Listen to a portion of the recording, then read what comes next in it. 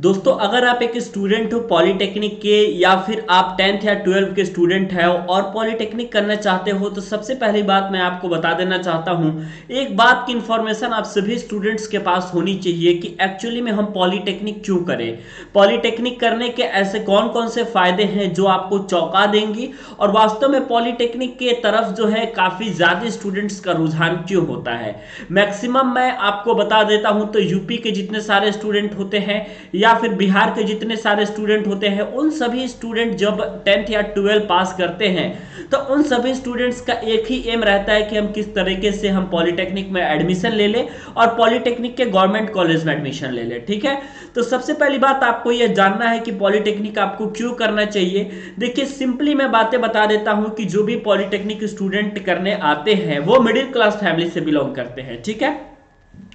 तो पहला तो रीजन पॉलिटेक्निक करने का ये होता है कि पॉलिटेक्निक एक ऐसी दोस्तों कोर्स है जिसको करने के पास स्टूडेंट्स को आसानी के साथ जॉब तो मिल ही जाती है, लेकिन इसके साथ ही साथ यदि स्टूडेंट मेधावी है और स्टूडेंट तैयारी करना जानता है, उसकी फिजिक्स केमिस्ट्री मैथ या फिर जो भी उसने पॉलिटेक्निक के 3 सालों में पढ़ा है उसकी टेक्निकल नॉलेज स्ट्रांग है, तो वो आगे का अपना करियर काफी बेहतर बना सकता है। वह एक जूनियर इंजीनियर के पद पर चयनित हो सकता है। ठीक है, तो पॉलिटेक्निक करने का जो मेन मकसद स्टूडेंट का यही रहता है। अगर स्टूडेंट काफी ज्यादा इंटेलिजेंट है तो वो जेई की तरफ रुझान उनका ज्यादा होता है और वह प्रिपरेशन की तरफ जुट जाते हैं। लेकिन वही मैं बात करूं तो पॉलिटेक्निक करने के बाद काफी सारे स्टूडेंट्स जो है ये प्राइवेट सेक्टर में भी अपना कैरियर बना सकते हैं, प्राइवेट में भी वह स्टूडेंट जा सकते हैं और प्राइवेट में जाकर के अपना एक बेहतर करियर तलाश कर सकते हैं। अब मैं स्टूडेंट्स को साफ तौर पे बता देना चाहता हूं कि पॉलिटेक्निक करने के बाद जो स्टार्टिंग सैलरी रहती है वो स्टार्टिंग सैलरी कुछ बहुत ज्यादा नहीं होती, लेकिन मैं इतना बता सकता हूं कि जो भी स्टूडेंट पॉलिटेक्निक करके प्राइवेट कॉलेज से या फिर गवर्नमेंट कॉलेज से वो जाता है प्राइवेट कंपनियों में तो आराम से उसे इतने पैसे मिल जाएंगे कि स्टार्टिंग के दिनों में वह आसानी के साथ सरवाइव कर लेता है। ठीक है, और मैं आपको बातें बता देता हूं कि जैसे जैसे आपका एक्सपीरियंस ज्यादा होता जाता है वैसे वैसे दोस्तों मैं आपको बता देता हूं कि जैसे आपका एक्सपीरियंस ज्यादा होता जाता है आपकी सैलरी भी उसके अकॉर्डिंग बढ़ती जाती है। तो उसमें कोई बहुत ज्यादा प्रॉब्लम की बात नहीं होती है। जितने सारे मिडिल क्लास फैमिली के लोग होते हैं वह पॉलिटेक्निक कोर्स को ज्यादा प्रीफर करते हैं। मंथली में बता देता हूं तो 10,150 रुपए की ही आजकल डीडी लग रही है, फर्स्ट ईयर की, सेकेंड ईयर की, फाइनल ईयर की, कुल मिलाकर के मैं एवरेज बता दूं तो 11,000 रुपए आपकी प्रति सालाना आपका फीस हुआ, जो कि मैं मंथली बात करूं तो 1,000 रुपए से भी आप लोगों का कम पे बैठ रहा है। तो ये चीजें आपकी काफी ज्यादा इंपॉर्टेंट है, यहां से ये समझना पड़ेगा। इसके अलावा मैं बता देता हूं तो आप चाहे गवर्नमेंट कॉलेज में पढ़ते हो, चाहे प्राइवेट कॉलेज में पढ़ते हो या फिर आप सेमी गवर्नमेंट कॉलेज में पढ़ते हो, पूरी की पूरी फीस आपकी रिटर्न आ जाती है स्कॉलरशिप के थ्रू। ठीक है, यदि स्टूडेंट अपना करियर दोस्तों रेलवे की तरफ बनाना चाहता है, रेलवे में आपका अपना करियर बनाना चाहता है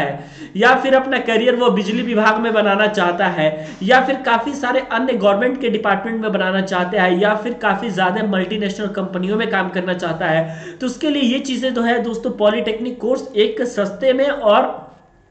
ऐसा कोर्स है जो कि मतलब सारे स्टूडेंट कर सकते हैं। जैसे कि मैं एक एग्जांपल लेकर के चलता हूं बैचलर ऑफ टेक्नोलॉजी का, बीटेक का, तो आप लोगों को पता होगा कि बीटेक में जो कॉपी है वो टोटल के टोटल आपकी इंग्लिश में लिखी जाती है। लेकिन ऐसे बहुत सारे स्टूडेंट होते हैं, चाहे वो बिहार बोर्ड के हो, झारखंड के हो, महाराष्ट्र के हो या फिर पॉलिटेक्निक यूपी के हो, तो इतने सारे जो स्टूडेंट है उनकी जो माध्यम होता है पढ़ाई का, तो उनके यहाँ जो माध्यम होता है पढ़ाई का वो होता है आपका हिंदी मीडियम। तो हिंदी मीडियम के स्टूडेंट के लिए मैं बता देता हूं कि काफी टफ होता है कि ऑल सब्जेक्ट को इंग्लिश में पेपर को लिखना, इसलिए जो है स्टूडेंट्स का पॉलिटेक्निक की तरफ ज्यादा रुझान रहता है, क्योंकि यहां पे दोस्तों आप हिंदी में भी कॉपी लिख सकते हैं, इंग्लिश में भी कॉपी लिख सकते हैं और हिंदी और इंग्लिश यदि आपको मिक्स लैंग्वेज आती है तो उस लैंग्वेज में भी आप कॉपी को आराम से लिख सकते हैं। और पॉलिटेक्निक करने के बाद मैं यदि हायर स्टडीज की बात करूं तो आप हायर स्टडीज भी कर सकते हैं। हायर स्टडीज की जगह पर यदि आप बीटेक करने के लिए जाएंगे, काफी सारे स्टूडेंट पॉलिटेक्निक के बाद लेटरल एंट्री लेते हैं बीटेक से,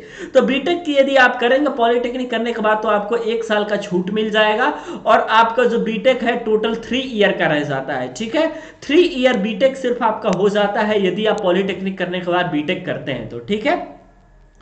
तो पॉलिटेक्निक करने के बाद यदि आप बीटेक कर रहे हैं तो आपको 1 साल की छूट मिल जाती है और आप एक ग्रेजुएट इंजीनियर हो जाते हैं। और मैं आपको बताता हूं कि लेटरल एंट्री का एग्जामिनेशन देकर के स्टूडेंट जो है डायरेक्ट सेकेंड ईयर में एडमिशन लेते हैं और उनके जो गवर्नमेंट कॉलेज मिलने का चांस रहता है वो ज्यादा रहता है, क्योंकि उनका सिर्फ कंपटीशन सिर्फ लेटरल एंट्री स्टूडेंट से ही होता है। ठीक है, ओवरऑल जो स्टूडेंट 12 पास करके आए होते हैं उनसे उनका कंपटीशन नहीं होता। तो ये चीजें आपकी बहुत ज्यादा इंपॉर्टेंट है थोड़ा समझना। रेलवे से लेकर के बिजली विभाग से लेकर के और प्राइवेट कंपनियों में भी आप अगर अच्छा विकल्प तलाश कर रहे हैं, कम पैसे में कोर्स को सोच रहे हैं कि हमारे पास बहुत कम पैसा है और आप कोर्स को करें कोई टेक्निकल, तो आपके लिए पॉलिटेक्निक एक बेहतर कोर्स है। हम आमतौर पर दोस्तों देखते हैं बिहार में कि आईटीआई का ज्यादा स्कोप है, लेकिन मैं आपको बता देता हूं थोड़ा बेटर माना जाता है पॉलिटेक्निक को आईटीआई के हिसाब से, और सैलरी भी इसकी आईटीआई वालों के हिसाब से थोड़ी ज्यादा रहती है। तो इस तरीके से टोटल दोस्तों इंफॉर्मेशन रहा। वीडियो देखने के लिए और हमारे साथ बने रहने के लिए बहुत बहुत धन्यवाद।